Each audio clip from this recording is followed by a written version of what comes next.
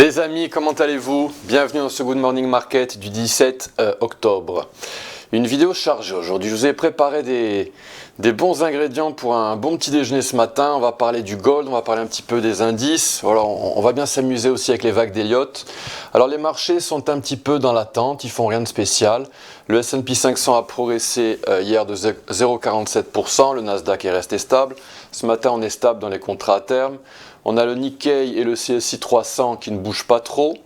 Et on a un dollar qui est en hausse, en tendance haussière depuis fin septembre. Et le marché attend de voir ce que va faire notre fameux thermomètre, le VIX, qui arrive à son support à 18,82.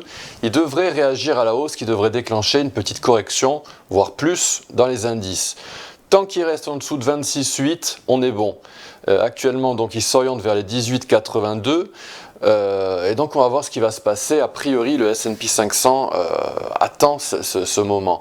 LVMH est arrivé à son support de 600 € hier, il a cassé la Golden Zone en long, en période plus courte. Hermès lui a réussi à clôturer au-dessus de la Golden Zone aux alentours des 2040 €. On a des actions qui ont heurté leur résistance horizontale marquée par un précédent plus historique, c'est le cas d'Apple, Nvidia, TSM et Avgo. Pas mal de semi-conducteurs donc. Et donc voilà, le marché a retracé un tout petit peu par rapport à ces événements. On a le pétrole qui est tendance baissière dans toutes les périodes, contrairement au gold qui lui est tendance haussière sur toutes les périodes. Avant d'analyser un petit peu les indices et le gold, on regarde ce qui se passe au calendrier économique du jour. Et on a beaucoup d'événements aujourd'hui. On a notamment en Europe la balance commerciale et l'inflation. On a la Banque centrale qui annonce les taux à 14h15. On a les ventes au détail aux États-Unis à 14h30 avant l'ouverture. Et évidemment aussi les demandes hebdomadaires au chômage avant l'ouverture. On aura ensuite la conférence de presse de Lagarde à 14h45. La production industrielle à 15h15, donc tout ça c'est avant l'ouverture de Wall Street.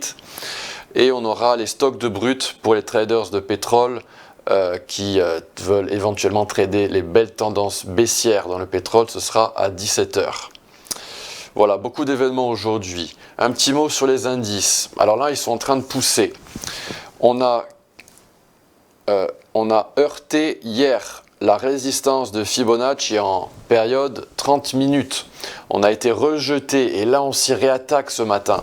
Et ce matin, juste pendant qu'on fait cette vidéo, eh bien, le S&P 500 vient de casser la résistance,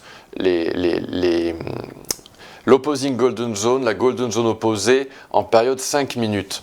Donc les algos sont stop loss en 5 minutes et là les algos en 30 minutes, 15 minutes risquent d'être stop loss également. On va voir ce qui se passe si on arrive à percer 5894 et si tel est le cas, eh bien on s'orientera vers les cibles que je vous ai mentionnées il y a 2 jours dans la vidéo du Good Morning Market.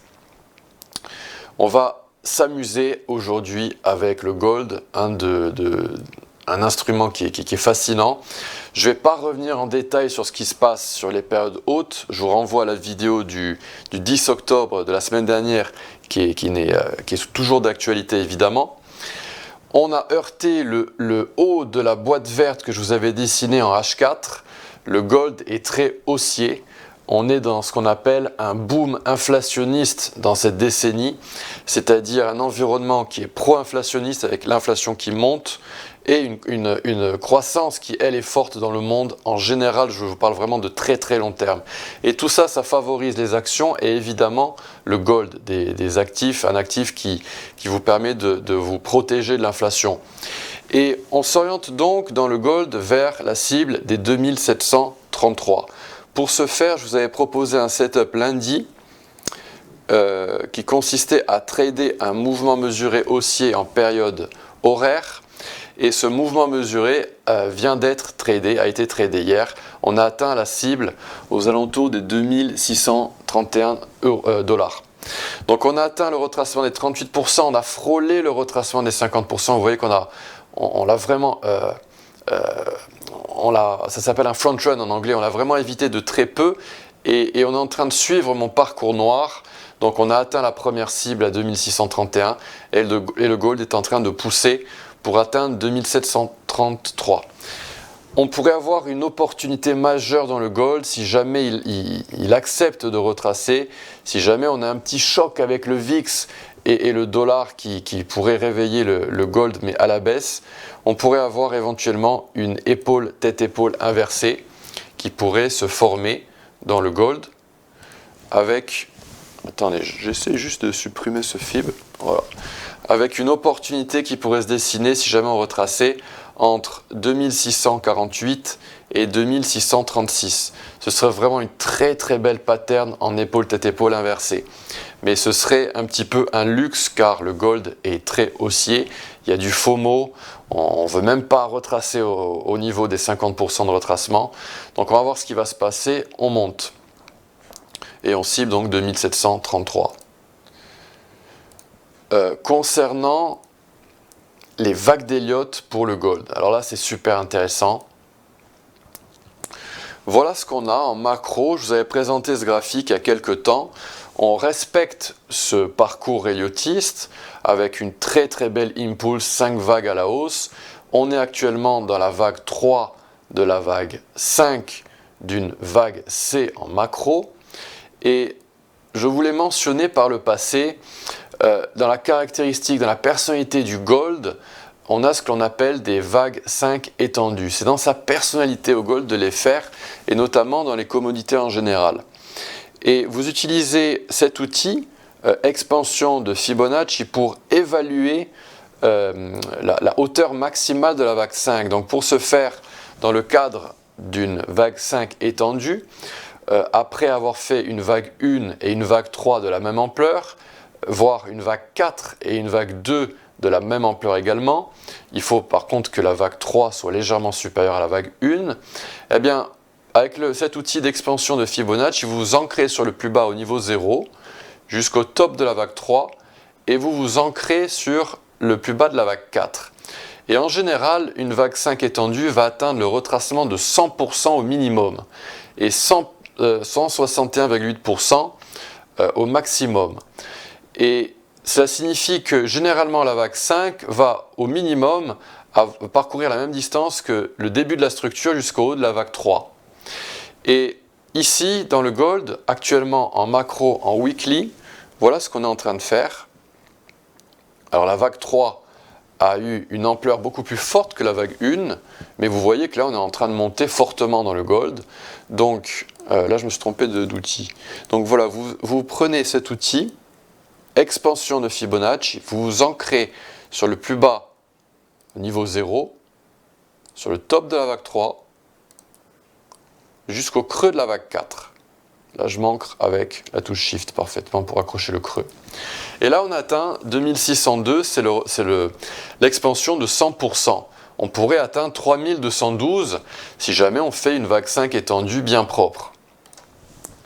Cette courbe elliottiste, cette pattern elliottiste en impulse est vraiment très propre. On a eu ce que l'on appelle une running flat pour la vague 2, une expanded flat pour la vague 4, c'est-à-dire une correction en 3 vagues ABC avec la vague B qui retrace énormément et qui va parfois même aller chercher le top précédent. Au sein de cette vague 5, eh bien, on va voir ce qui se passe. On va zoomer et on va basculer en daily. Et en daily, regardez ce qu'on a.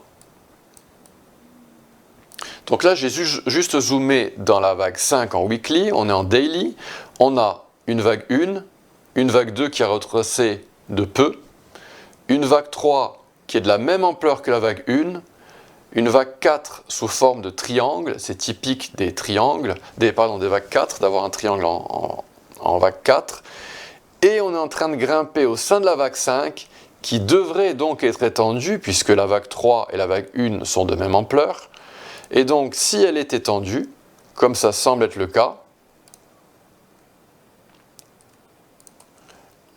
ah, je me suis encore trompé d'outil, désolé. Donc je rebascule dans l'expansion, voilà, je m'ancre au plus bas, je pars du 0 jusqu'au top de la vague 3, et je m'ancre sur le bas de la vague 4. Et là, la vague 5 devrait raisonnablement, hein, si on a une vague 5 étendue, atteindre 2930 $.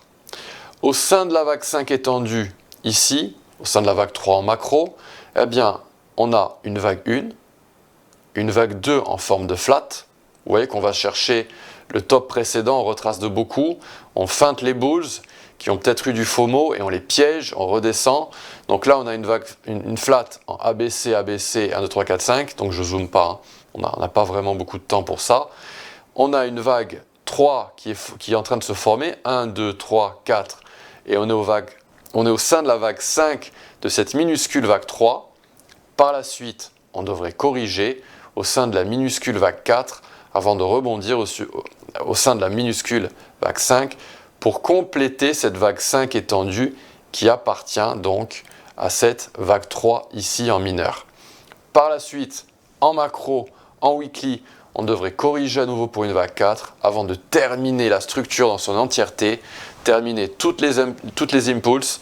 C'est du fractal, donc il y a vraiment beaucoup de petites vagues à l'intérieur d'autres vagues. Et ici, la vague 5 en macro devrait donc se terminer aux alentours des 3200 $. Donc ça, c'est notre map, c'est notre carte héliotiste. Elle est très efficace, les vagues d'Elliott sont efficaces dans les commodités. Et donc c'est un plan qui semble vraiment propre, on respecte toutes les règles. Les vagues d'Elliott sont assez exigeantes en termes de guidelines et de règles. Et là, on les respecte toutes. On respecte la guideline de la simplicité. Tout doit être simple dans les vagues d'Elliott et là on la respecte parfaitement, tout est simple, tout est propre. Donc est-ce qu'on ira à 3200 $? Les vagues d'Elliott le suggèrent. Nous, ce qu'on fait, c'est on mixe les vagues d'Elliott et Fibonacci et la géométrie. Donc on applique 3 stratégies dans une méthode pour avoir les chances de notre côté pour rider ces tendances haussières dans le gold. Voilà, chers amis, ce que je pouvais vous dire avec les vagues d'Elliott dans le gold. On se donne rendez-vous la semaine prochaine pour un autre Good Morning Market. Si cette vidéo vous a plu, si elle vous a aidé, merci de la liker et merci de la partager avec des amis. N'hésitez pas à me poser des questions dans la section commentaires de cette chaîne YouTube. Et je vous dis à très vite, à très bientôt pour un autre Good Morning Market. À bientôt, bonne journée, au revoir.